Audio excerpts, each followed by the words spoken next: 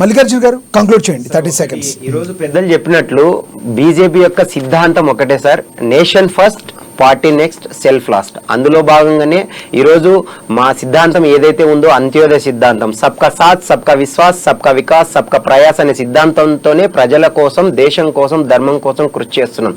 ఈరోజు నాయకులు అంటే ప్రజల యొక్క కష్టాల్లో కానీ సుఖాల్లో కానీ అండగా ఉండి నమ్మకం కలిగించే వాళ్ళనే నాయకులు అంటారు. నాయకుడు అంటే నడిచేవాడు కాదు, నడిపించేవాడు అని చెప్పేసి ఈరోజు మా భారత ప్రధాని నరేంద్ర మోదీ గారు దాన్ని స్పష్టంగా పేర్కొన్నారు. ఎందుకంటే మన కష్టకాలంలో చూసాం, 2016లో ఉన్నటువంటి ఉరి సంఘటన కావచ్చు, 2019 బాలకోట్ దాడులు కావచ్చు, మన రీసెంట్ గా 2025 పహల్గామ్ దాడికి కూడా నుదుటిన చెరిపేసిన సింధూరాన్ని పేరుతోనే ఆపరేషన్ సింధూర్తో శత్రు దేశాలకి ఈ రోజు మనము ఒక కనిపు కలిగే విధంగా భవిష్యత్తులో కూడా భారతదేశాన్ని టచ్ చేయలేని విధంగా చేసినటువంటి నాయకుడు ఈ రోజు నరేంద్ర మోదీ గారు.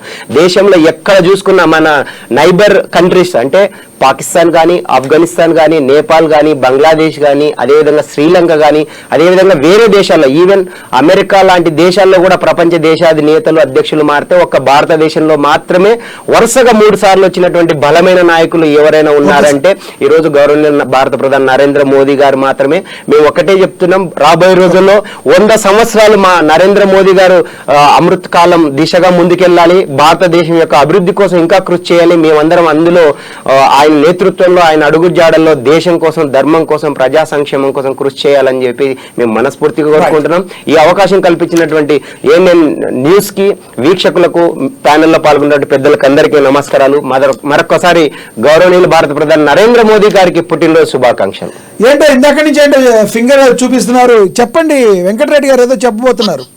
ఇప్పుడు మా ప్రొఫెసర్ మిత్రుడు బాపిరెడ్డి గారు వయస్సు అనుమానాలు అని చెప్తున్నాడు.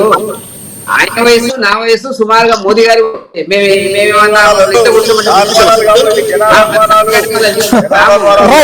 రైట్